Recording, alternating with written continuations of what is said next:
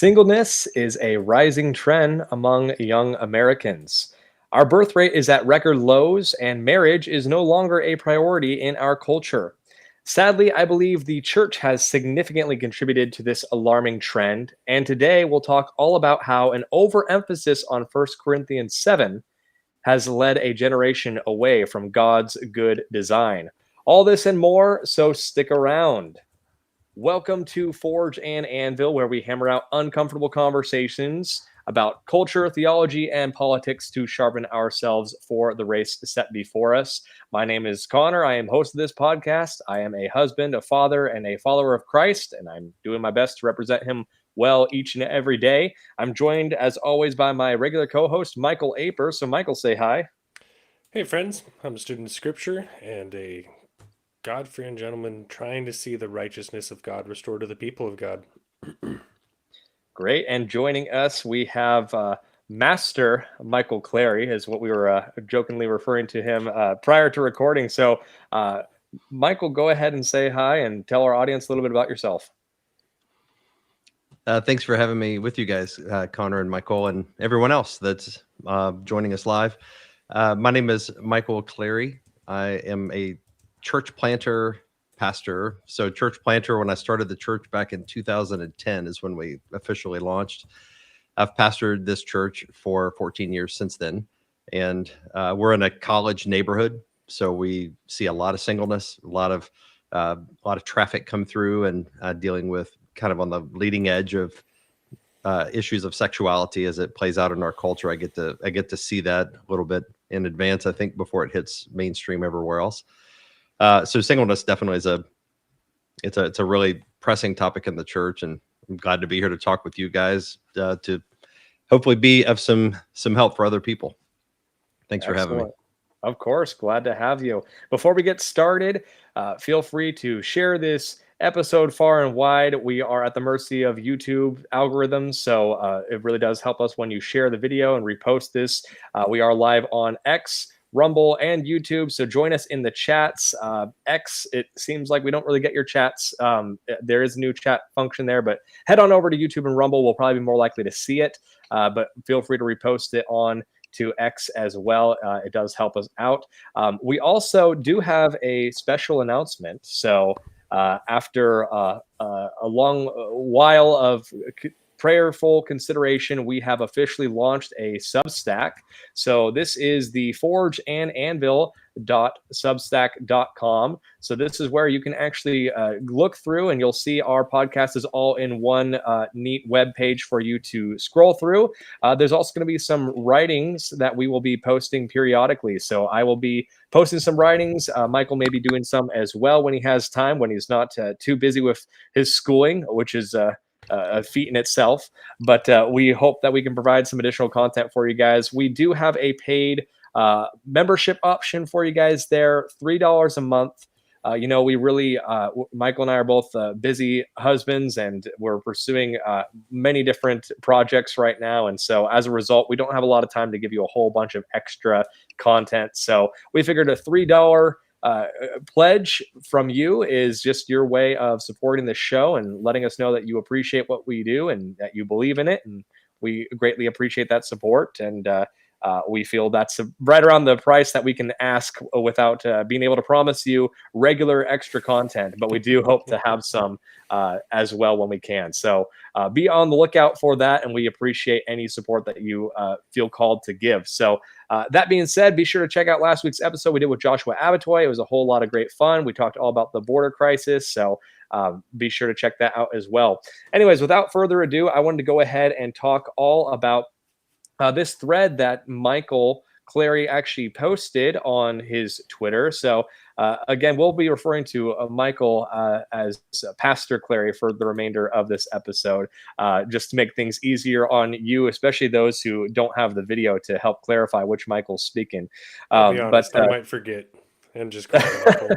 But Michael squared tonight, folks, so yeah. Bear with us. But Pastor Clary, you did post this thread on X all about singleness and some alarming and fascinating stats that you posted. So I just wanted to go ahead and read through this thread bit by bit because you had a lot of content here and you, of course, cited your sources. So you did all the heavy lifting for us. So we'll use this as a jumping off point on our discussion. So either of you, feel free to pause me at any point if you want to jump in and comment on something specific before we wrap up the whole thread. So here we go. First off, the U.S. marriage rate is at an all-time low. Consequently, U.S. birth rates are at historic lows, well below replacement rate. Men and women are lonely. 52% report feeling lonely. 47% report their relationships with others are not meaningful. 57% of Americans say they eat all their meals alone.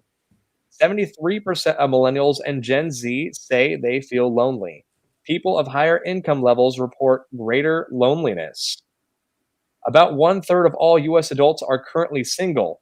47% of all 18 to 29-year-olds are single. 34% of all 18 to 29-year-old women are single. 63% of all 18 to 29-year-old men are single. Most singles say their dating lives aren't going well and it's difficult to find people to date. Further, the dating scene has gotten more difficult and risky in the last 10 years. 57% of singles have given up looking for a partner altogether. Most older single women are not looking to date. Younger singles just don't prioritize dating. They don't feel any social pressure to find a partner either. Single women are having a hard time finding a man who meets their standards. Why is this? There could be a number of factors at play here, but there's one in particular that stands out to me. In general, women are attracted to men they can look up to and respect. This means women are attracted to men who are older, taller, more successful, and more healthy than them. This principle is called hypergamy. It has been universally observed across different times and cultures. We generally speak of this as marrying up. The most stable relationships exhibit modest hypergamy. Therefore, as women have become more successful, the number of men who exceed them by these measures has shrunk. This has led to an increasing number of women who are successful by the world's measures, but who have a decreasing number of men they find attractive.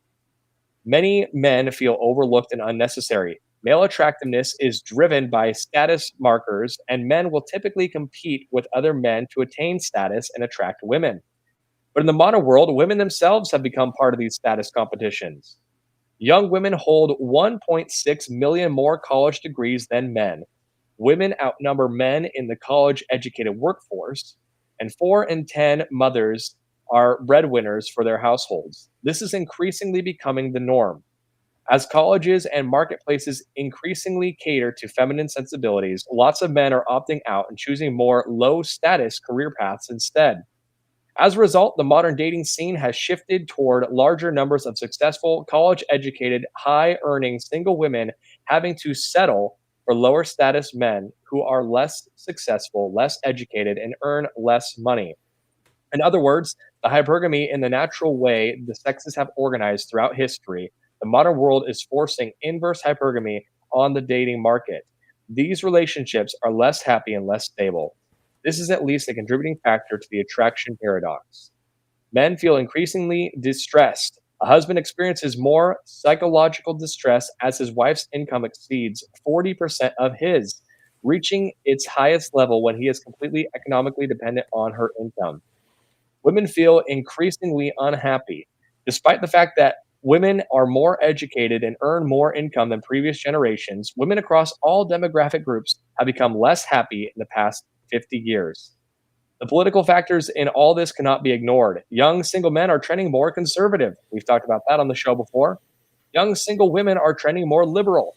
Fewer people are willing to date or marry across the aisle. This is another factor driving a wedge between the sexes and complicating the modern dating scene. In fact, a near majority of singles report that voting Donald Trump is one of the top 3 relational deal breakers. Political affiliations also demonstrate some interesting trends in marriages. Republicans are more likely, 67%, to get married than Democrats at 45%. Republicans are less likely to get divorced than Democrats. Republicans are generally happier/satisfied at 67% in their marriages than Democrats at 60%. Traditional lifestyles are correlated with greater personal happiness. Conservatives are more likely to raise mentally healthy teens. Devout Christian family men who attend church regularly are more loving husbands and more engaged fathers. Devout Christian family men also have the lowest rates of divorce and the lowest rates of domestic violence of any major group in America.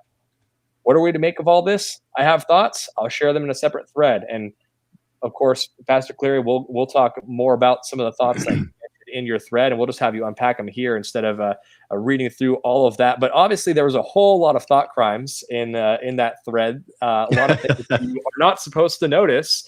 So, first of all, Pastor Clary, what were you originally going for when you were doing this research, and what led you to post it on X of all things? Yeah, just even as you're reading through that thread, I'm struck again by how fascinating and heartbreaking, challenging it all is. As I mentioned before, my ministry context is in close to a college, so we have always had a large percentage of people that are in they're college students, young adults just starting out with their careers, that sort of thing.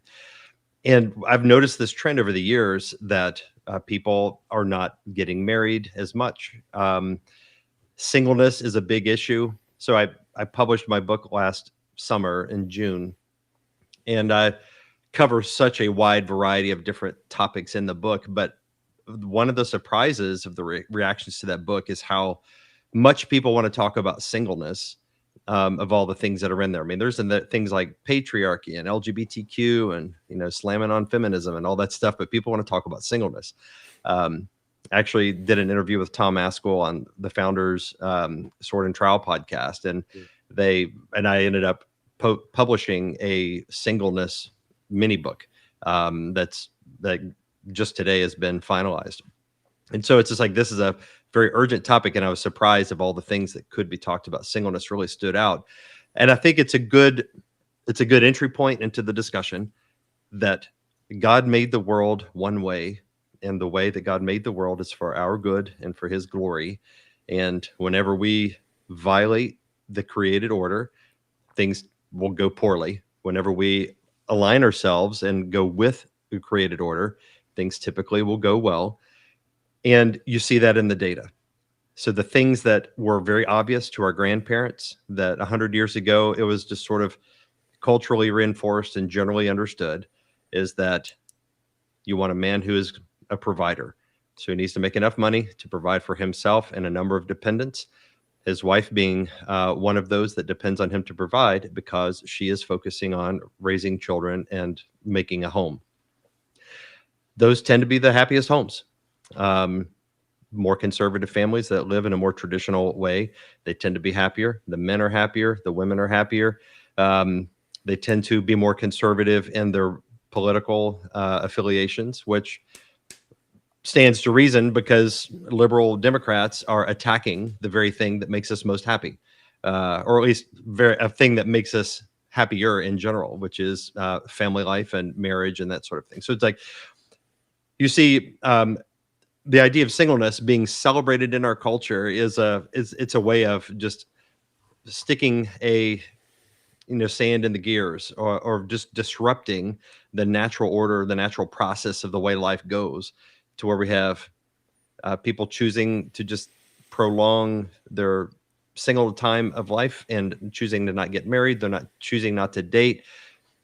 There's other variables in here that are really interesting to think about, which, like the political affiliations, you have a too much supply of men being basically, if conservatives and liberals tend to cluster together, you've got a supply, too much supply of conservative men and too little demand on the women's side, where there's a lot of liberal women and there's not as many conservative guys for them to pair up. And so I've talked to a lot of people in churches and various places. They're really discouraged. Like, single men and women are discouraged. So I know most of the people that I've talked to are not these hardened feminists that are like, I don't need no man. And I know they're out there, but in my circles is just doing ministry. Most people I know are like Christian people. They want to get married. They want to start families. They want to live out God's design, but they're facing so many different obstacles. And it's especially pronounced for young men who the women that they would want to date are so inundated with feminist ideas. These young women they're following Taylor Swift and they like love everything she stands for. And it's like, she's discipling these young women. And there's a lot of young guys. It's like, okay, I don't know any Christian young women that wants to get married and have children, raise them from home, focus on feminine vocations. And so I know a lot of guys like, I want to get married. I want to do all the things, good, godly men, and they're having a hard time finding women. So all of these things are just really challenging, and it's discouraging. I feel frustrated on their behalf. So I thought I want to point this out on Twitter. I wrote about.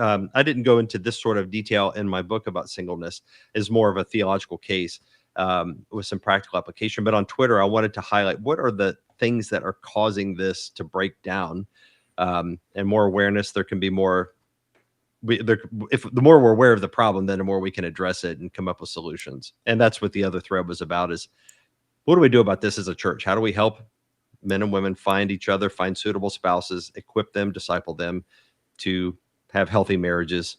So that's kind of the thinking behind all of that went into this thread. There's obviously a lot going on in this thread, but that's the big ideas. Yeah.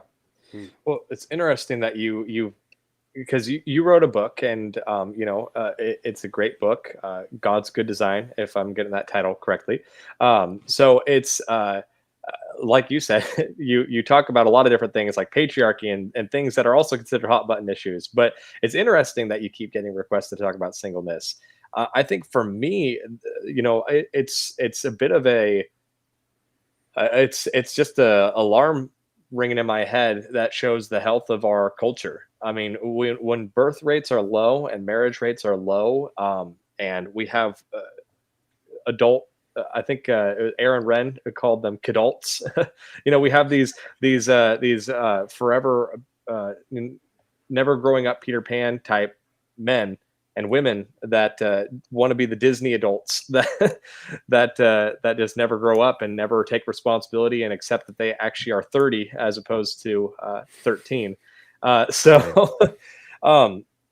mean, to me, that's a lot of why I feel a great desire to tackle this. And you alluded to this, and this is anecdotal, so I'm curious if you see the same thing. But it seems like my wife and I talk about a lot how when we were first married, we were some of the first in our friend group to get married.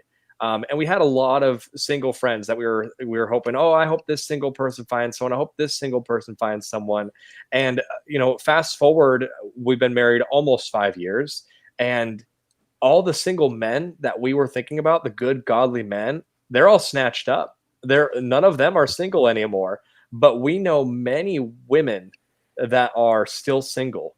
And again, this is just anecdotal. I don't know what the actual stats are on that. Obviously, we just talked through some of those, and we can kind of go back and refer those and unpack them more and more. But it seems like, at least within our circle, specifically within the church, it seems as though there is a larger group of single women who want to get married, but honestly, most of the single guys have now been snatched up. So I'm curious if that's a trend that either of you are seeing as well. If my anecdote has any relatability to your guys' situation, and why you think that is, that these women are on the receiving end of the forced singleness. I think it varies from church to church. My church, I have an abundance of men, single men in my church. There are some single women, but mostly it's have a lot more men that are solid marriageable guys. I know in other churches, just the numbers tilt in the other direction. So it can vary from one congregation to the next. But in either case, the problem, I think what we have is this epidemic of an inability to think long term. about what do these things mean. Everything in America, we're so individualistic that we don't have any sense of duty, of investing in the future of our civilization, of our society. It's all about what do I want? What is comfortable for me? And on the at the one level where the thread started out is this is a if you don't replace your population, then your society will collapse. It becomes an inevitability. So you have Japan, Korea, some of these Asian countries they're the clock is ticking because they cannot replace you. You need to have at least replacement rate to be able to for your society to be able to continue to function. You need to have a healthy workforce that is able to replace those who are growing old, retiring, and dying. That's just doing the math. But then individually, we think of singleness, dating, marriage, and these sort of things all in terms of my own personal happiness. What do I want out of life? I want this kind of spouse, this kind of situation. And there is very little acknowledgement of this is a Christian duty to populate the earth. And this is built in from the very beginning when God told Adam and Eve to be fruitful, multiply, fill the earth, subdue it, exercise dominion over it. And that creation mandate is the engine that has enabled society to continue growing ever since the beginning. But whenever people think merely in terms of their own personal happiness, their own personal fulfillment, they limit. It's like the way that they evaluate potential people to date, or it tends to be very superficial. They're not thinking who would make a good father, who would make a good mother, what kind of person do I want to be with when I get old. With guys, like, is she hot? It's like they're not really thinking long term. And then she make me happy right now. Yes, yes. And that personal immediate happiness is the only factor, and that matters. I wouldn't say that doesn't matter. Where pastors and churches contribute to the problem, and this is where the real malpractice is, and one thing I'm very passionate about, is there's so much pressure in churches to affirm singleness as equally legitimate life to being married. And the pastors and churches do this because they want to spare the feelings of usually single women who don't want to be treated as though they're lesser than. They don't like this feeling of rejection or nobody wants me to be highlighted in some way and moral weight added to it. I get that as a pastor. It's like, I don't want to add to somebody's despair. And yet at the same time, if you don't address the sort of choices pastorally that people make that contributes to their single condition or could limit their marriage options or just shepherd them towards marriage, if you don't address those things, then that will bear out over time, where you'll have you have populations of aging single people. And as you get older, the anxiety grows and grows, where people don't want to grow old alone and they start to panic. And that's when they make bad decisions. If pastors had the conviction, the courage, the nerve to basically be willing to piss people off when they're young and say, all right, you guys are going to get pissed at this. Well, let me tell you, and I think single women in particular put themselves in positions that make it more, it can limit their dating options. So the example I like to think of, there was a young woman in my church a few years ago that she was a college student, very young. She was a very pretty girl, super smart, just had a heart for missions and evangelism. She always had some international students hanging around with her. And so we were having an event after church one Sunday, and I was talking to her, and she was just telling me, what she's doing in town. She said, well, I'm here to go to school. And I asked her what she's studying. She goes, well, I'm going into med school. And then as I asked her more questions, it became evident that, okay, the next 10 years of her life or so, basically the best of her 20s, is going to be going to school, preparing for career, and the financial obligations that career will require of her when she's done will be a lot of debt, most likely, that will obligate her to work, full-time hours at least, and doctor hours are long hours. So when would she be free, truly free, to have lots of children, or at least just a few children, and to be able to focus on them the way the children need their mothers to do, to educate them, to disciple them, raise them, be home with them, especially when they're very little? She's already put herself on a trajectory that will make that option seem more and more remote. And I know women that are doctors, and after they have children and they realize, I'm stuck. I wish I could stay home with my kids, but I can't. I'm stuck. And they have debts that require her to work. And if you have a husband that has done the same thing, you've got big student debt. You have lifestyles that demand lots of income, dual incomes, and now you have children. It's like, well, our only option is to have the state raise our children in government schools, which is a disaster, or have to heap up even more expenses for private education, which requires people to work. So it's like there are practical things that really impede the ability for people to raise Christian households. But all of this stuff can be prevented. It's like an ounce of prevention is worth a pound of cure. And I think if you could talk to single people when they're 20, 19, 18, and be like, think long-term about your life. And I would say this to pastors. Pastors love your people well enough to piss them off when they're young and say, think about what you're doing so that you don't put yourself in a position to where when you're 40, you've got teenage kids and they've been going to public school and they're goth or trans or whatever that they've learned in public school. They're hooked on Instagram. They're depressed. I mean, these things happen. This is like what is happening at our public schools. Think long-term, like, okay, I want to make some enemies here, church. I want to share some things with you that may be hard to hear, but listen, this is because I love you. Prioritize family life now. Choose career paths that give you maximum flexibility when you're older. Those are the kind of things that really need to happen in order to put people in a position to where, as the data shows that you read, this aligns you up with the way God made the world. But the modern world has so many challenges and things that pressure us to make decisions that we'll regret later. So think of, you don't want people growing into the 40s, 50s, 60s and think, okay, I guess I'll be single forever. I'll never have grandkids. And whenever I get to the latter years of my life, I'm having more deaths than births. And I don't have grandchildren visiting me on Christmas because I never married. And those are real painful things that can be helped by early intervention to disciple people when they're young.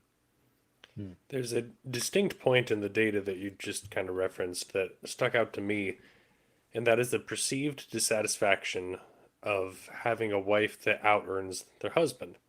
What's interesting, what strikes me about that is, even in my own life, now full transparency here, my wife out-earns me, and that's because I'm a full-time student in grad school and seminary, and she is working full-time to afford us the opportunity to not be indebted to the government in order to do Christian education, which is a system that is entirely corrupt in and of itself. But that's a different conversation. My wife out-earns me with the understanding that when the Lord blesses us with children, that will change. No matter what happens, we're not allowing our financial stability to become an obstacle for our family building. That's a decision that we've made faithfully and prayerfully, so that, Lord willing, when my wife conceives and bears a child, I don't want her working full time.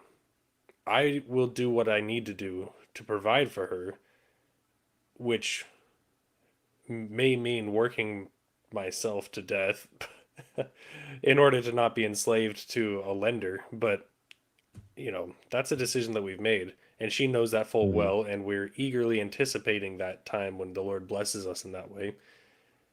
But what strikes me is that it puts me in a position where I see my wife in a situation that she's in, where she eagerly and even desperately desires to not have to work and to be able to provide for a family in the ways that she feels called to through that. Through mothering, through home building, through cultivating a culture within the home, in making the home what it should be. And she's often frustrated with the limitations that she has to be able to care for our home the way that she feels led to because she works full time. And I'm not particularly satisfied with that arrangement for the time either. However, it is a means to an end, and that end is, like I said, more financially motivated. So it's interesting that even though we have made that decision in our own family to set our priorities straight in that way, which is contingent upon our bearing of children, Lord willing, we're eagerly praying for that all the time. And but I've heard so many other stories. I know of so many other women who are not so blessed as to know that there is an end to that condition, that are not so, I'll even say, privileged to have a spouse that is vowed with them to create that opportunity so that they can be cultivating a home the way that they feel desire to. And the algorithms work all sorts of ways through the social media, and a lot of what comes up on my wife's feed are other women saying these exact same things, that want to be homesteaders. They want to, raise animals and have their husband work on the farm and have them raise the kids so that they don't have to go to work. And I think our common culture perceives that as selfishness, that women would not want to contribute. But what I think they don't realize is that the contribution of a woman in that capacity is greater than anything they could do through a paycheck. The other side of this coin, of course, is the dissatisfaction about a wife out earning a husband is so often attributed to the husband's dissatisfaction of his pride. And I'm finding that more and more that is a non-factor in our culture. But we still act as if that is a cultural phenomenon that is taking place, that men are so prideful that they can't accept a woman out earning them. By no means am I concerned that my wife makes a good paycheck. I am more concerned that she is not satisfying her soul and the purpose that she feels God has called her to. That is very, that causes us to be distraught. And I yearn for the day when that will be altered. But I'm trusting God for that as well. And I know that in my own family, that's something with a timer on it. We will have children, and I trust the Lord with that. And when that comes, I will do what is necessary to afford her the opportunity to pursue the calling that God has on her life, just as she has afforded the opportunity for me to pursue the calling that I have on my life by going to school at this time. And she's making the sacrifice for that. And there's a lot packed into that, which comes to self-sacrifice in marriage. It comes to the motivations behind the dissatisfaction of a financially unstable ground that we have put ourselves in as a culture, so that women are earning, and often we're dependent on dual income. I want to know, what are your thoughts on that? I mean, that's a kind of a loaded topic, but yeah, Michael, tell me what you think about that. Well, I appreciate your candor, Michael. And I'll tell a story, and then share a reflection about a practical application. The story is my best friend, Wade Thomas. He is on staff at the church with me. We've been friends for years, but I've known Wade for 10 years. And Wade, he had convictions settled earlier in life, that the kind of life that he wanted to have, family and so forth.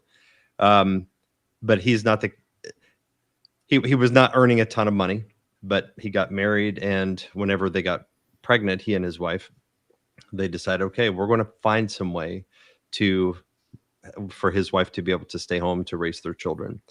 And so he would tell you that because I knew him as a fellow church planter. He's not a church planter anymore, but his dream was to do ministry and plant churches and be a pastor and be paid to do that. But whenever the church was not going such that he could draw a salary from it, he started working. Basically, he took a job that he didn't like, but would pay the bills, because that's what was required of him to be able to provide for his family and to be able to make sure his wife didn't have to work to supplement his income. They have 6 children now. He stayed in that job for a decade. When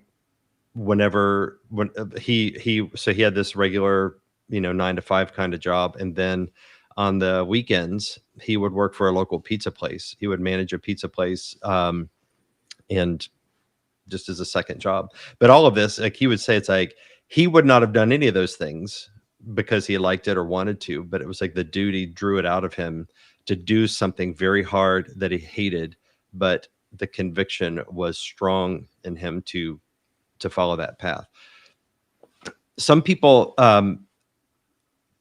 some people find themselves to where they arrive at these convictions after they have obligated themselves to things that would prevent them from being able to live it out that way. So you have major debts or something like that. And so I think that in those situations, and this applies in your situation also, Michael, is that we have to keep in mind the grace of Jesus and a conviction that we're pursuing, and the grace enables us to say, okay, my situation may not be what I want, but I know what I'm headed towards. And so where am I now? And what, in all the ways that my situation right now isn't ideal, then I trust God in that and walk by faith through that difficulty. But I'm pointed in a direction, and then I can prioritize steps to take. So you already know you're young enough, and I'm assuming you don't have children yet, but you're going to school. Your wife is earning a good income to be able to for you guys to be able to pay your bills. So I would say if I were your pastor, I would say, okay, you can come up with a plan. Like what needs to happen to get you to the place where you are able to be the breadwinner. And that's where you got to get super practical. You need to take, the grace of God and these wonderful spiritual truths. And then you have to have the book of Proverbs that tells you, okay, we need practical wisdom. What are we going to do? What's our budget? What's our savings? And my friend Wade, he did this so well. He put so much effort and time and was incredibly disciplined. And basically he led his family, his wife, like, okay, we're going to struggle financially. We're not going to make a lot of money, but we're going to manage what we have well. And they've been incredibly disciplined.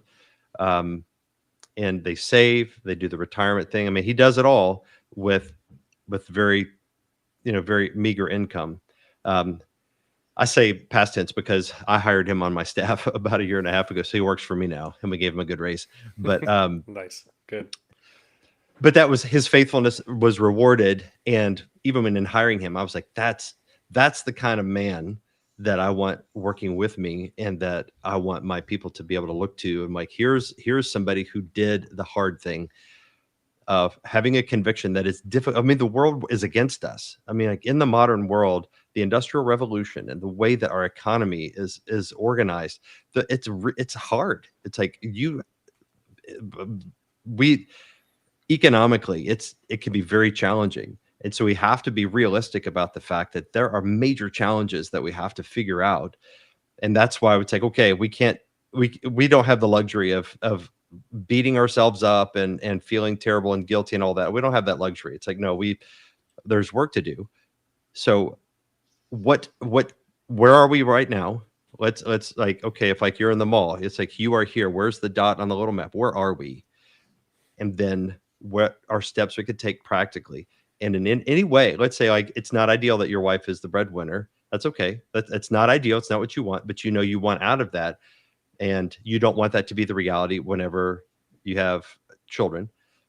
So I'm sure you have a plan. So you're thinking through, how do we get to that point? Maybe that's what your studies are leading to that. But there's something on the other side of it. I think like there's a lot of wiggle room whenever couples are just getting started. That's why it's so urgent to address things when they're young. It's harder to course correct when you're in your mid 40s. You've got, $500,000 debt on your house, and you're still paying student loans, and your kids are in the 8th, 4th, and 6th grade, and they're in public school. Then say, oh my goodness, now we need to we need to homeschool and we need to homestead and we need to go one income. It's like, well, it's going to take you 10 years to work to that point, or you might have to sell your house and move to a shack to get that. It's like the cost of repentance and course correction is so great then. It's better to set it off in the right direction now when you're young. So my word of counsel would be, like, for anybody that's in that situation, if you've already aged out or moved past the situation where you can correct it easily, trust God. There's grace for people that have all kinds of less than ideal situations, and point the direction of your home to where you want to go, where you want to take it, and then start slowly working toward it, making slow steps. Yeah. I don't want to. Whenever I get going, I talk a lot, so I'll stop there. That's good.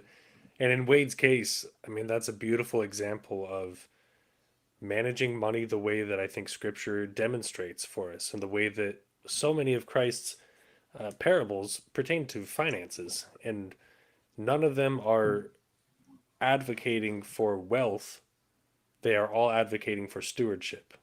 And Right. it seems like Wade, and I'm pursuing this as well, as is Connor, as we are also encouraging all of our listeners to do, is cultivating a culture of stewardship in our finances, in our relationships, in everything, so that we can enjoy those blessings. And you're right. It's unfortunate that in some cases there's a certain amount of consequence for decisions that are made, and you can't just press the Uno reverse and decide that when you're 38 you should just get married and have a bunch of kids and live on a homestead and not be in the debt that you accumulated in schooling. I mean, it's unfortunately it's not that easy. So you're right, to a degree we do need to be reaching out to the younger people to cultivate that culture, but also the grace of God is sufficient for any of those who come to the cross with repentant hearts. So that's a Amen. beautiful thing, and I appreciate you pointing that out. There are a lot of things I if I could do over, a lot of things I would change. Mhm.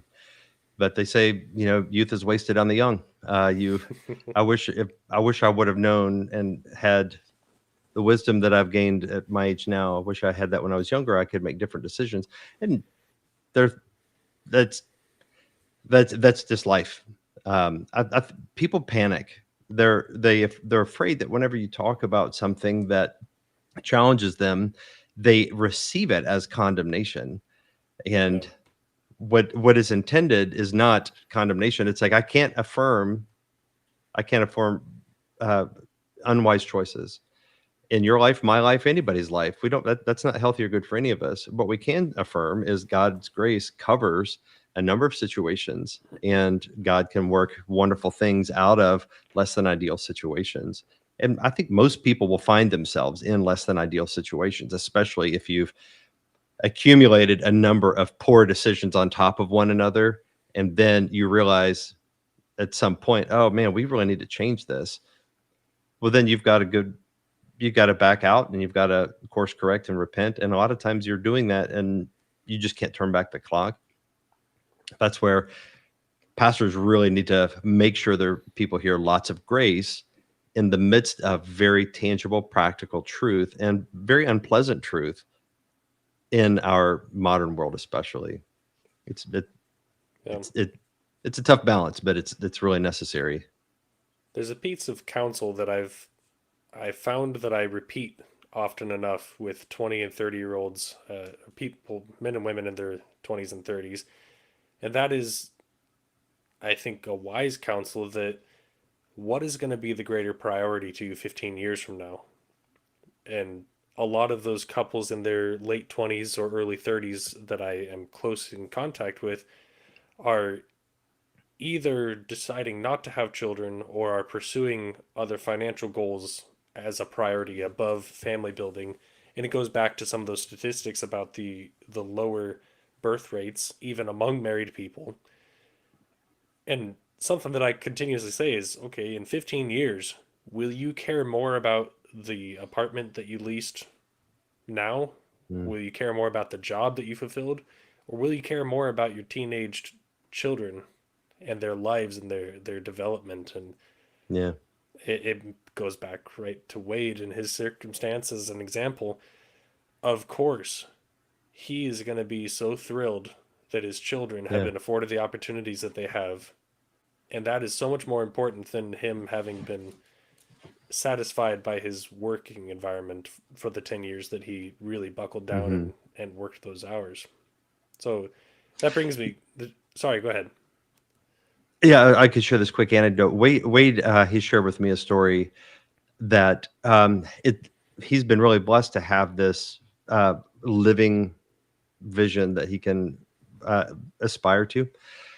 He is one of five, and he has the most respect for his dad, just the utmost respect for his dad.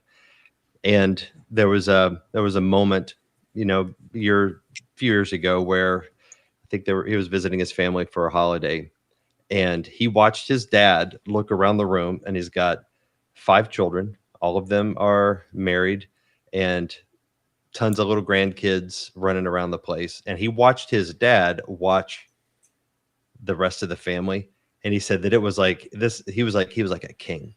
It's like he is like the richest man in the world because he has such wealth, and whatever pain and sacrifice it took to get to that moment was worth it. And Wade has shared that story, and that has inspired him. He's like, I want that. And he's got 6 children now. They're adopting a 7th, and they may have more after that.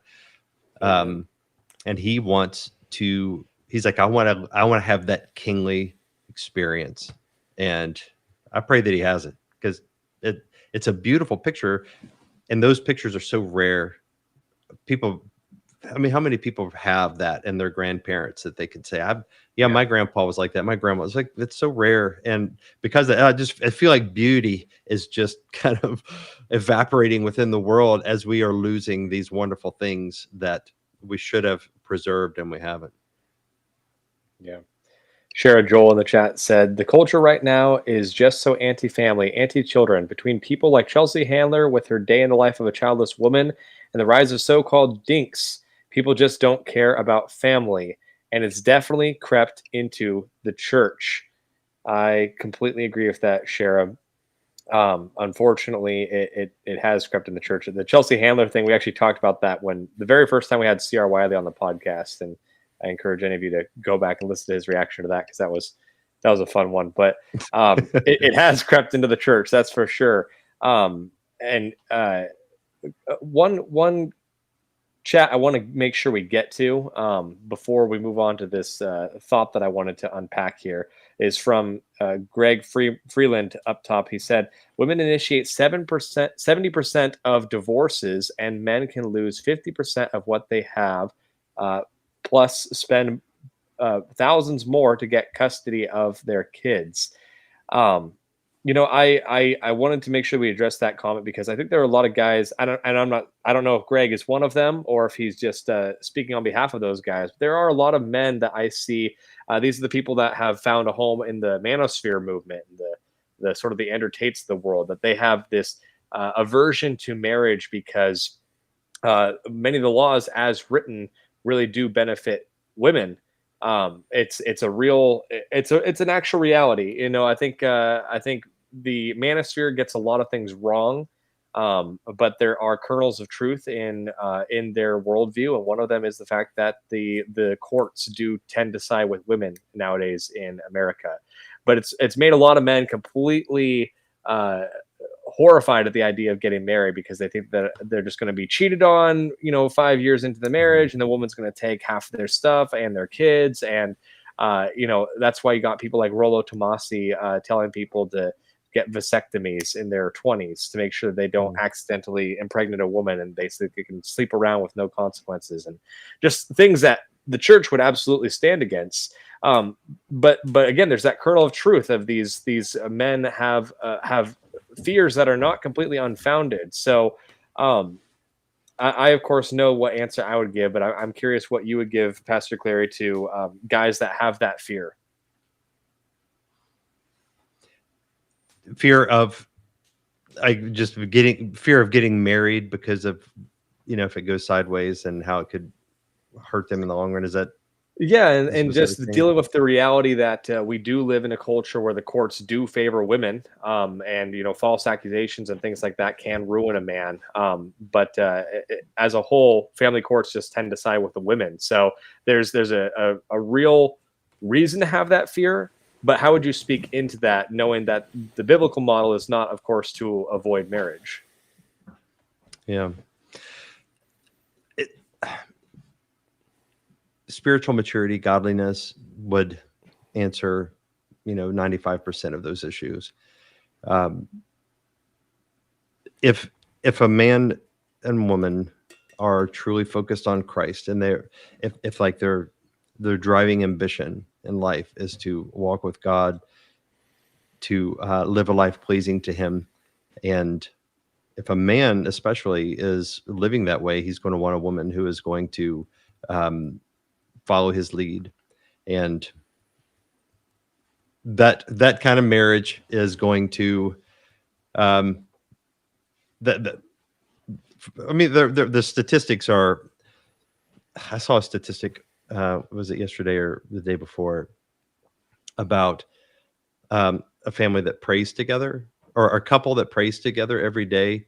Um, their success rate is like 90+% of marriages. So it's like that's not like, oh, that's the magic solution, but the fact that they're praying together is indicative of priorities that probably are reflective elsewhere in the marriage. So I would say marriage is what it is. It is your you could call it a risk. It's a too negative, I think, a way of looking at it. But if you have to have a prenup or some kind of arrangement that protects you, then do you really? That tells me that you're she isn't, or she wouldn't be somebody you would want to marry. If you don't have complete trust to where you would need some kind of legal contract, either you've got trust issues or she is not trustworthy.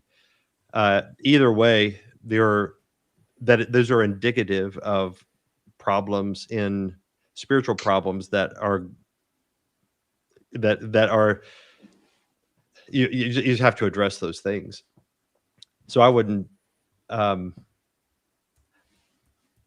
but I would not disagree that the legal system is skewed against men. Um, and that's not just the legal system. That is the world, like the whole believe all women thing. Um, if there's an accusation made, whoever she accuses is guilty until proven innocent. Because we have this idea of women are um enlightened creatures that are more virtuous, more noble, more pure, better than men in every way, and that a lot of people, even though the data doesn't bear that out, because women can be quite vicious, it is still that is still the perception that is at large in our culture, and that's what we're expected to think. Um, and so Christians, we just have to we have to live differently. We have to have a different mindset about marriage. Um, I think a lot of this can just be solved with a man and a woman being fully dedicated disciples of Jesus Christ. And there will always be those scenarios that some guy gets totally screwed. And that's very unfortunate. And I hate that that's the world we live in. But the solution isn't to start putting in loopholes and qualifiers and marriage arrangements to try to prevent it. Um, you just have to you have to trust God enough to um, let marriage be what it is and take the risks that are involved in any marriage. Yeah. And Proverbs says that the fear of God is the beginning of all wisdom. And I think part of that is we like to always think of fear as just reverence, and that is part of it, but there's also genuine fear. I mean, the reality is you made a covenant before God. I mean, if you truly understand your position in the universe compared to God's, you will know that you should not break that covenant, because Yeah. breaking that covenant before God is so much weightier than just breaking a marriage covenant, signed at the courthouse. That means nothing compared to breaking the covenant that you made before God. And again, that's to your point. That's assuming, that kind of says if you have a woman that's willing to do that, then that she clearly didn't have a proper understanding of her role in the universe, her place compared to a sovereign, holy, almighty God who owes us nothing, and it's a Right. wonder that we were created, let alone let alone saved by His grace and the sacrifice of His Son. And we could easily do a whole podcast on that all in itself. But I wanted to talk a little bit about First Corinthians 7, because I've heard you mention it in some previous interviews that you've been in, Pastor Clary. But then, of course, it's been something that I've been talking about for years, which is that there's just this overemphasis on First Corinthians 7. And this is for those who are not fully familiar with what chapter I'm referring to. This is when Paul basically encourages individuals to be as he is, meaning single. And he talks about how he doesn't want them to be anxious. He's talking to the church in Corinth. He doesn't want them to be anxious, and the married man has more anxieties because he has to think about his wife before he thinks about just himself, and how following Christ may affect that. And there's there's a lot of great verses there, but it seems like the dominant worldview of the last several decades within the church has been really hyper focusing on First Corinthians 7 while ignoring all the other contexts of the Bible. Proverbs talks about how a man who finds a wife finds a good thing. There are many other passages that just speak to the joy of marriage and the joy of children. Children are a blessing from the Lord. Blessed is the man who fills his quiver with them. They are like arrows in the hands of a mighty warrior. And there are many passages that talk about marriage, family, and doing that in God's good design. The name of your book, God's good design. Because there is a design, and the church just fixated on this one chapter from Paul while ignoring the rest of the context. So, why do you think that came about? Is that just the conspiratorial part of me wants to think that's a globalist push, sort of to take scripture and to warp it so that we can continue down this globalist push to have fewer families and fewer children? Because it seems like everything from the food that we eat to the media that we consume is trying to keep us from having children and repopulating. So, but obviously it's not just that, because there are well-meaning pastors who don't even realize that they're playing into this cultural shift. So what are your guys' thoughts on how First Corinthians 7 became such a heavy emphasis while ignoring all the other parts of the Bible that speak in almost opposition towards it? I think it's demonic. Satan hates the image of God. He hates God. He hates God's image.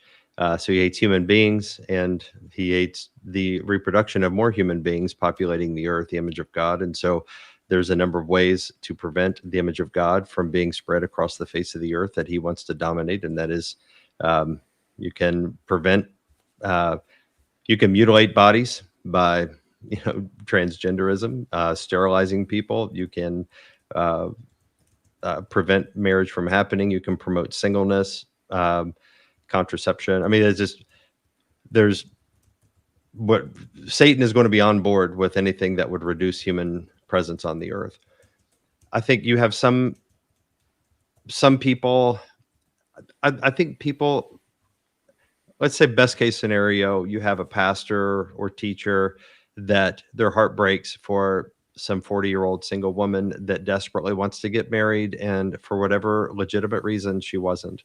And he doesn't want to say anything at all that makes it sound like she failed, that she's in sin, she's wrong, she is, morally stained because she is unmarried. And of course, a lot of people are going to be sympathetic to that.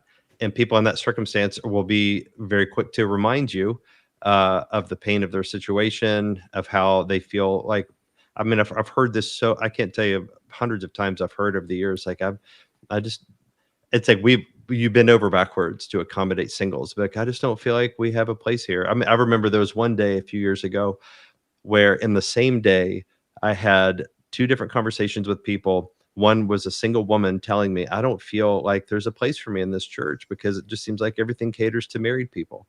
And then later that same day, I spoke to a married woman, and she said, I just don't feel like the married people are really valued as much as all the singles, that we have so many single people here. And I just thought the irony was so thick on that situation. But everybody's single people in particular will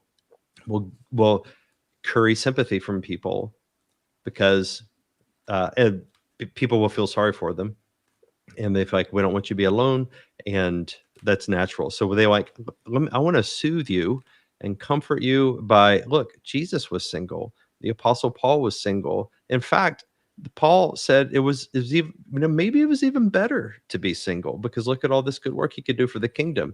And those talking points have been repeated so many times, and it can become more the dominant message that we speak to singles. It's like, all we want to do with singles is make them feel better because we love them and we don't want them to hurt.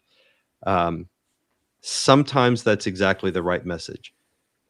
Nobody ever wants to imply anything at all that they're doing something that might make them unattractive. You don't want to, absolutely, you don't say that to a woman. But the fact of the matter is, women are sinful, just like men are. Women do unattractive things. Women can repel people that might otherwise be something that be the kind of person that somebody would want to ask out. That's not cruel to point it out or to disciple women, but it's difficult to do. So we think, man, it is really hard to talk to people. The easiest thing to do that makes me feel better, that makes them feel better, is just to say singleness is great. It's a gift. Talk about it as a gift. Talk about Paul and Jesus being single. I think that's, and 1 Corinthians 7 on the surface, if you just want a proof text and that's the only verses in the Bible you have, then you could read 1 Corinthians 7 like, there you go. Singleness is the way to go. It's better than to, it's at least equal, if not better, to be single. But the thing is that 1 Corinthians 7 is not the only thing the Bible has to say about marriage. The grace of God does not just completely eliminate the natural order of things. Men and women, God made us to get married and to have children and to populate. The creation mandate was never rescinded. We are still called to populate the earth, be fruitful and multiply. So what Paul is talking about, unless Paul is just turning Genesis 1 and all of the other things the Bible has to say about marriage and the blessings of family life, unless Paul is just turning that completely upside down, there's more going on there. And I think that's the issue. Paul talks about the present distress that was facing them in Corinth. And we don't know what that present distress was, but Paul says, in view of the present distress, here is my counsel to you. So I liken it to, let's say you have a guy who's facing wartime, and there's a military draft, and he's going to be called into active duty, and there's a good chance that he could go into combat, be killed in action. And yet he's got a fiance and he wants to marry her, and he wants to marry her because he wants to have sex with her also. But so he's got a choice to make. It's like, well, that's a present distress. Like, there's a good chance that here in the next few weeks, I could get sent off to war and I want to be in a hot zone and I may never come back. So you could say, it's best for her to not subject her to the torment of having a husband, and, that may not come back to her. Maybe better to not marry because of that distress. And he would make a legitimate choice in view of that distress to postpone the marriage. And yet, if he says, I really want to have sex with her and I love her and I think she's beautiful and I want to be with her, there's no sin if he gets married. I think in that situation, you could say, there's a couple of options there that are equally valid. But to extrapolate that and say, I've got this feminist, career-minded woman that has no interest in marriage and children, and yet as a Christian, she's looking for some legitimacy for denying her feminine vocation. I would say you can't get that from the Bible. Don't impose your idolatry onto Scripture and try to get this gift of singleness out of 1 Corinthians 7. It's not the way it works. Well, let's talk about those verses in particular, because you touch on a really good point, and that is that most of the time that specific verse is armed for this particular purpose it's engaged in eisegetically. It's used out of its own context to assert a particular purpose. Uh, in 1 Corinthians 7, verses 6 through 9, that chunk of verses 6 through 9 are self-identified by Paul as a concession and not a command. And he says this, that's what verse 6 says. Now, as a concession, not a command, I say this. I wish that all were as myself, but each has his own gift from God, one of one kind and one of another. To the unmarried and the widows, I say that it's good for them to remain single as I am. But if they cannot exercise self-control, then they should marry, for it's better to marry than to burden with passion. And then the very next verse, in verse 10, he says, to the married I give this charge, not I, but the Lord. So it's almost like he switches gears where he's giving his preferences and he separates that from the direct command of God himself. So as we take that into consideration for biblical ethics, I think it's important to recognize that Paul is writing from a context in a circumstance where he himself has been thrust into singleness ministry, where he has sacrificed every aspect of worldly gain, or even he's sacrificed, like you're saying, out of Genesis, to the commission to be fruitful and multiply. He is sacrificing those things for a greater good that God himself, that Christ himself had called Paul to in the ministry that he would satisfy. And Paul is saying, if I had it my way, this isn't a command, this is just my concession. I wish you were all just like me and, fervently serving the kingdom in this way. But he says, each has his own gift, one in one way, one in another, which is his way of saying, God's gifted me for this role of ministry, and not everyone's going to be gifted in this way, which is very clear. 1 Corinthians writes a lot about the different giftings, the different, the imagery that he gives us of one body and many parts. So it's keeping in theme with a lot of what he's writing here. But this concession that is so often taken out of context is Paul's kind of like an aside of his interjection of his own thoughts and preferences, and by definition he is saying that it is not a command of God, and it is not the preference of God that singleness would be that way. It is his own preference. And I think because people see it attached to a scripture reference, it's almost like it's some lawful command that governs their own identity. But scripture needs to be understood rightly. Not every donkey's going to speak. Not every, there's a reason why God can command the execution of some people in Old Testament and also command us not to murder. There's differences in the way, the nuance of these things, and it's not that the scriptures themselves are contradictory. It's exactly as Paul says, each has his own gift from God. One is one kind, and to another. It frustrates me that I so often will hear this as an argument for singleness and for justifying this idea that pastors will soften the blow against single people by saying, oh, well, you're called to singleness and this is better. It's good for you to do this. Paul says you should be this way anyway. Well, I think it's cruel. That's appropriate. Yeah. It is cruel. The way I understand it is the creation mandate of marriage and family life is normative for humanity, especially for all Christians.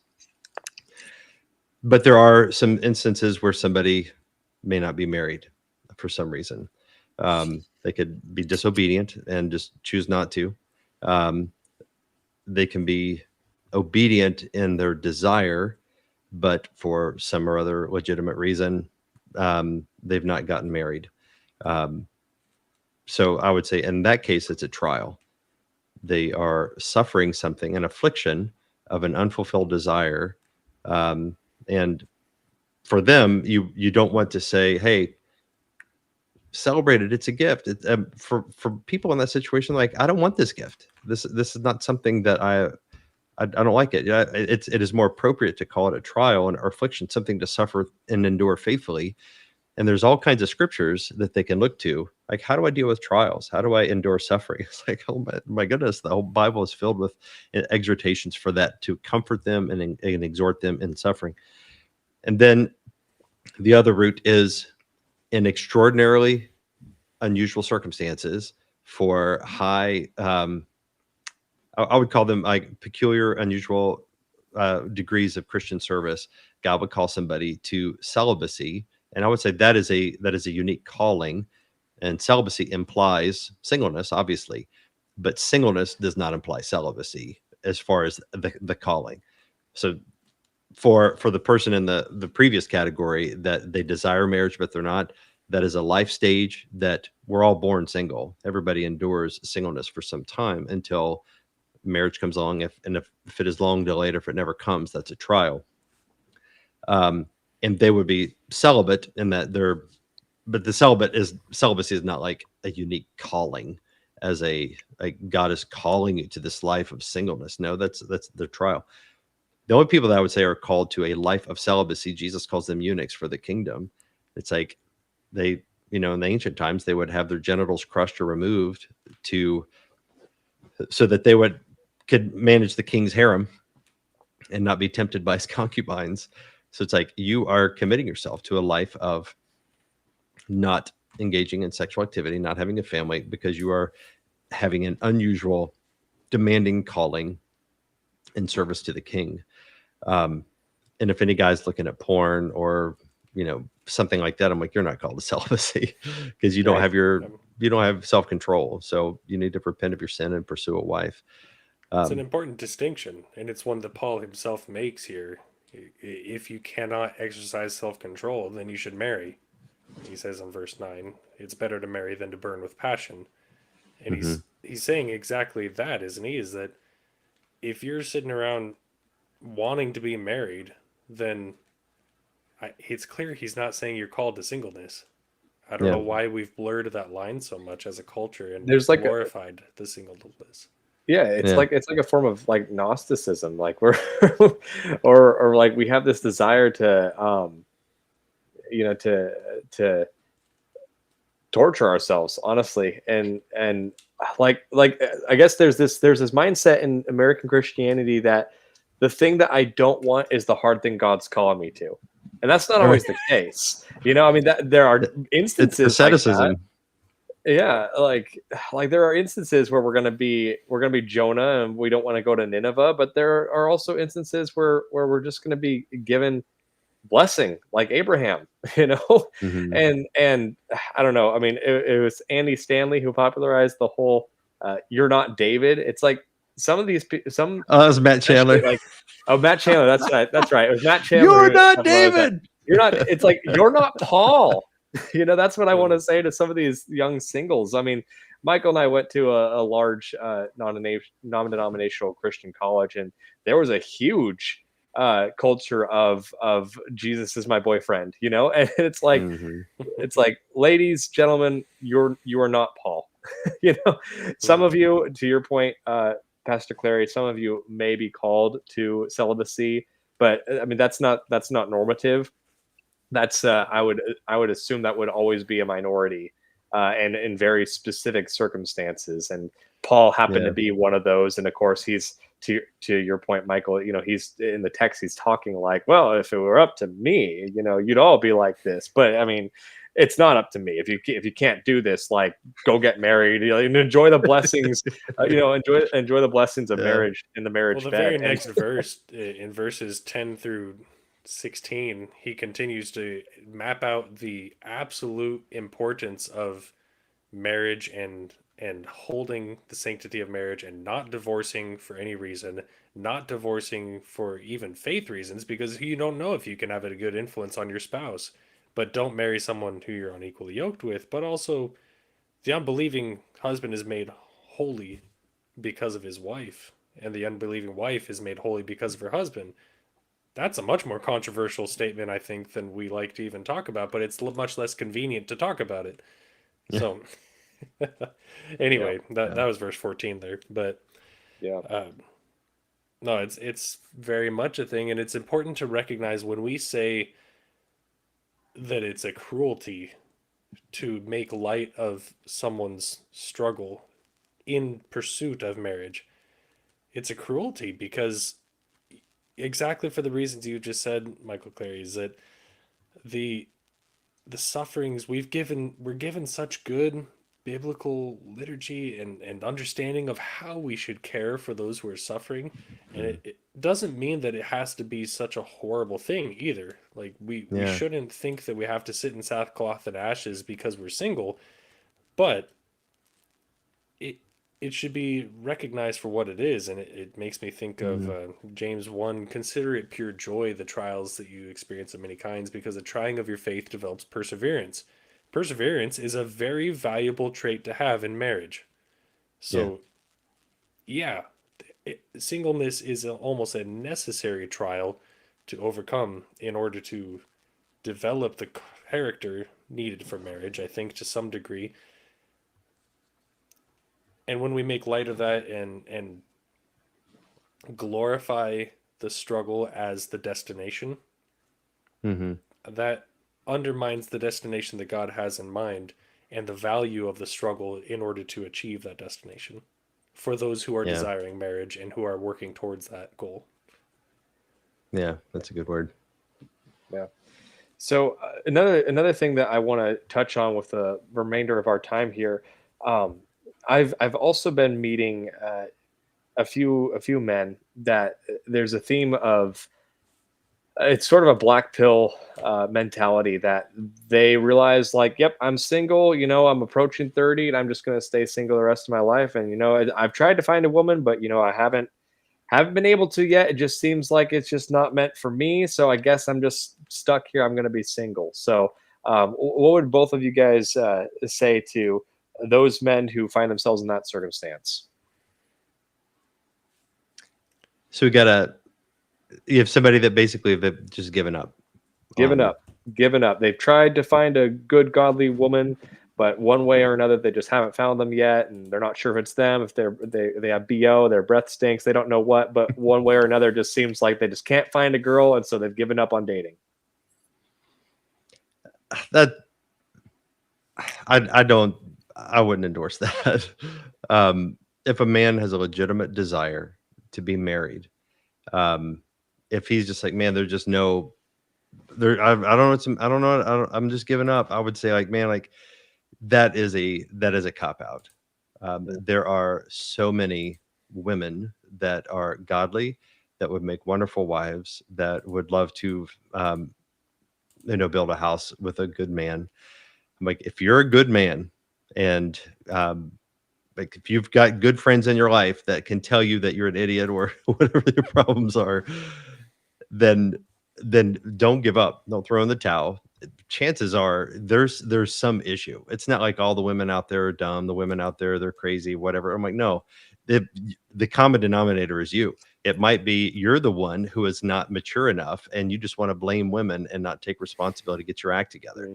So like, don't cop out and just say, well, I'm giving up. I think like be a man and the singleness is different for men and women. You can be 98 years old and still father a child. So it's never too late to start a family if you're a man. It's a different scenario with women. Women are made to be more relational, and it is I think it's a greater burden for women, and the window of fertility is not open forever. So it's like there's a greater burden. But I think for any man, he should never give up. I think for women, the childbearing years has an expiration date. So there may be some grief that you will have to endure if you pass that date. But in the thread you read earlier, Connor, there's a lot of single women. They're just like, they kind of throw in the towel too and decide, I want to be cat women. And I'm going to have, I'm going to be a mother to these animals. Or even worse, they become nurturers of sin and nurturers of activist feminist ideology, where they try to be, they see the whole society as this infant that they want to care for and nurture, and that is a distortion of the feminine gift and the feminine calling. And so I'd say, I find it unthinkable that there's some man or woman out there that there's not a single godly Christian in their orbit anywhere that would have them. I don't believe it. I think we give up too easily. That may be hard. The thing is, like, it's sanctifying. What we don't want to do is face our own. If you're single, why? That's maybe it is like you are completely a victim of circumstance. That is very possible. I wouldn't deny that. But there is a good chance there are things that are within your control that you can do to give yourself advantages that can make yourself more appealing to someone. And Christians, we hate this. We want to take the Matt Chandler advice, which is godliness is sexy. And I mean, that's attractive, sure, but that just, you can't just be a godly woman and otherwise physically unattractive in every other way and expect a man to just see the godliness itself and be like, that's what I want, man. She's hot. I want her. It's like, no, God talked about, or, the Bible talks about Rachel being beautiful in form and appearance. I know it's like, this is where women can be of such great service to the body of Christ, because women can say things to one another that if a man says it, he's just a total jerk. And what I'm talking about, it's like I knew a woman who worked with college students. We were on a ministry project together, and she would do a women's time, and she'd be like, "Girls, if you want to find a man, you got to paint your barn." And I'm like, that is such good practical advice, because it's saying, like, don't be slouching around in sweatpants and no makeup, and like make yourself look good, because that shows self-respect. That's just like that communicates to a man, here's a woman who cares about her appearance, and that means that she cares about herself. She has dignity. I'll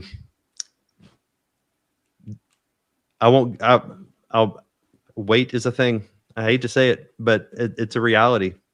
And I know a lot of women, they try to lose weight and they can't. But that is not completely out of your control. And that I say this with compassion, because I hate the thought of a woman just feeling like I'm overweight and no man will ever love me. I don't buy it. I've seen too many women that are overweight find men. But what women cannot do, what nobody can do, is the real issue is your weight. The real issue is you don't take care of yourself. The real issue is, if you're a man, you're a jackass, you're a tool, you're a jerk, you're rude. And then you want to blame the other sex and say, they just don't see my quality. No, you're arrogant. It's like, humble yourself. Ask other people. Like, everybody probably has some friends. I mean, I've got a number of men in my life right now, and I could tell them, all right, guys, am I an idiot? If I'm an idiot, please, I beg you, tell me, where am I being stupid here? Show me. And they'll do it. If they love you, they'll do it. Men are more willing to do that than women. Women are big, oh, girl, you're amazing. You're a 10. You're perfect. He don't deserve you. I mean, that's how women talk to each other. They're so drunk on affirmation that they don't want to challenge one another. But that does a disservice to women, because there are things that she might need to change. And that's the painful, hard reality. And that's why anybody who talks about singleness is going to be hated, because you have to talk about unpleasant things. But it's just a hard reality. I think there's another aspect to this, if I can just tag along on here. There's an element to the conversation of, like, the burnt out, black pilled single guy who's just kind of giving up on that.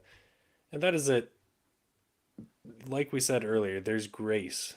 And if you are living in repentance and walking in righteousness with the Lord, pursuing sanctification and being made holy through that process with the Lord, then that should be the goal, right? Like, that's the priority, and the rest comes from that. I have a good friend who, he had a high school sweetheart thought he was going to get married to her. Everything was going well. She dumped him. He was heartbroken. And then the Lord called him to missions work. And he spent the next on and off 40 years in Eastern Mm. Europe serving the church completely. And he gave his life over to this ministry.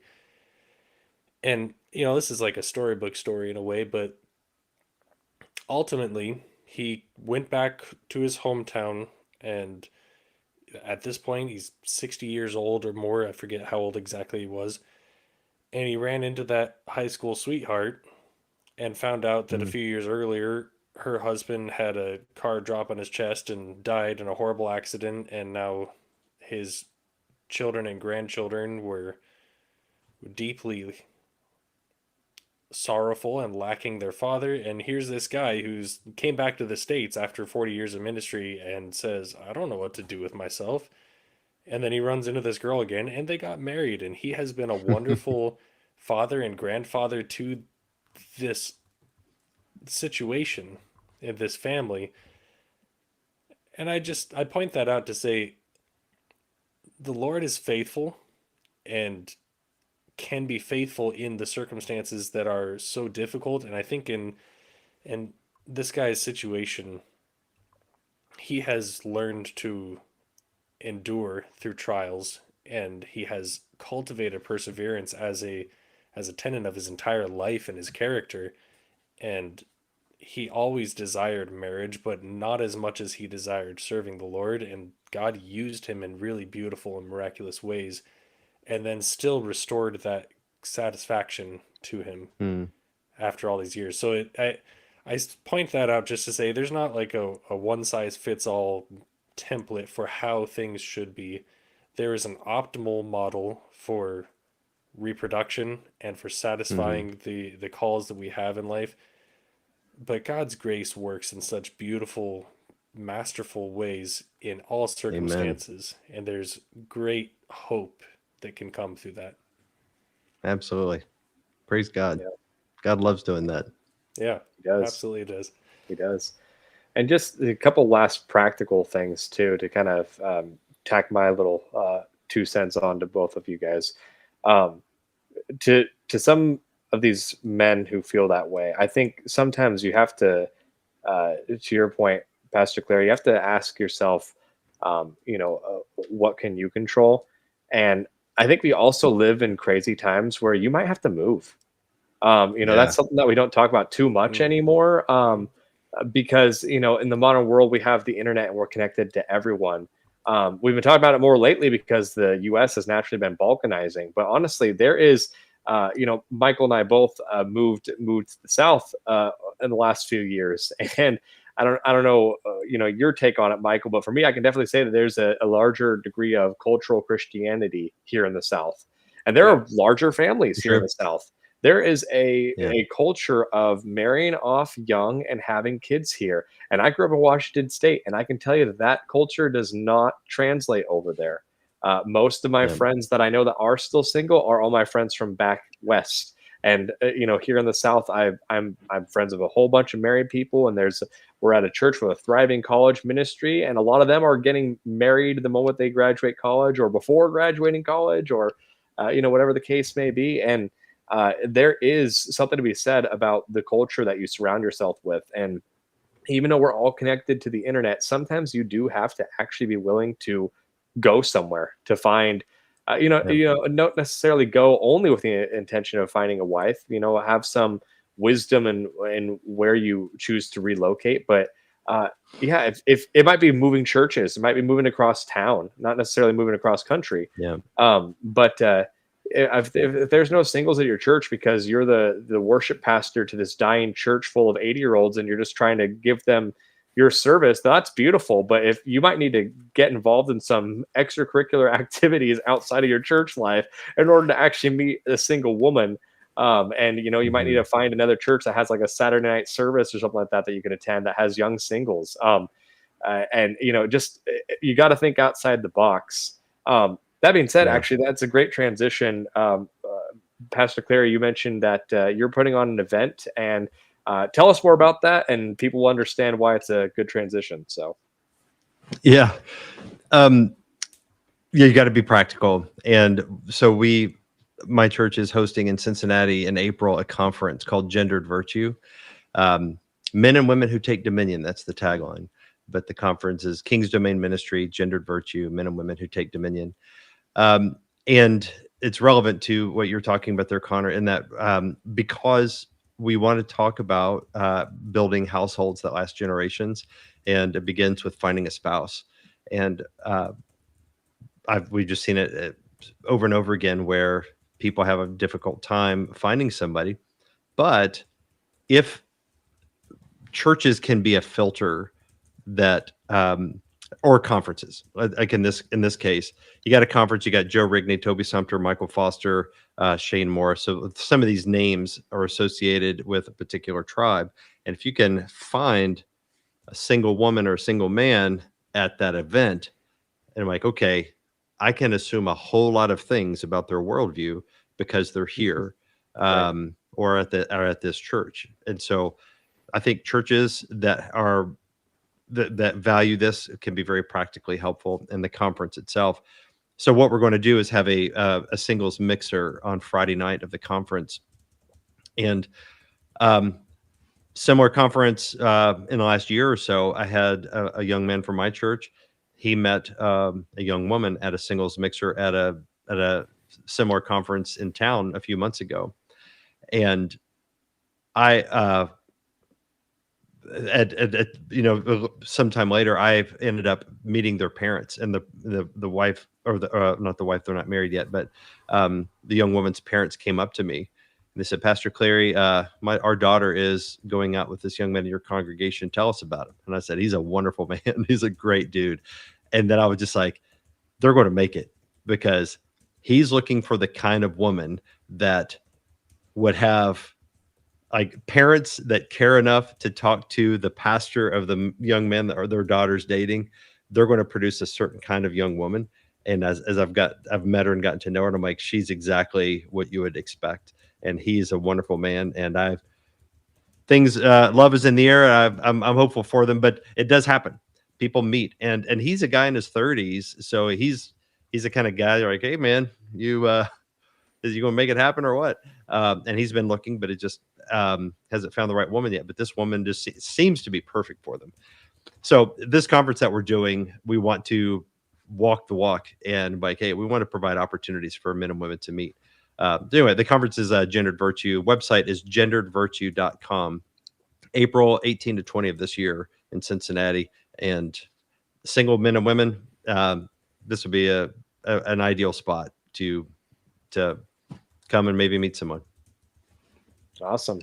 Perfect. Yeah. And then go ahead and tell us briefly about your book and where people can pick it up, because obviously you cover singleness in the book, but you cover a whole lot more beyond just singleness, talking all about God's good design. And it's definitely all the reviews that I've been seeing by so many great people have said that it is a really important read. So where can people go to find it? And feel free to talk anything about the book that you'd like. Yeah, thank you. The book is called God's Good Design, a biblical, theological, and practical guide to human sexuality. And the book covers it basically starts with the theology of why masculinity, femininity, why God created men and women the way he did, how that reflects God's own character, and then how that plays out in a household. And then it deals with various aspects of household life: motherhood, fatherhood, singleness, sexual immorality, sexual dynamics in the church, singleness, and so forth. But it's very steeped in scripture. There's a lot of theological work that is in the book to connect the dots and show how these things reveal God and glorify God. But I try to write it at a pastoral level with a pastor's heart. So the way I've spoken here this evening is what comes out in the book, which is, okay, we've got this ideal that is broken in the modern world and harder to achieve in the modern world because we're doing it swimming upstream.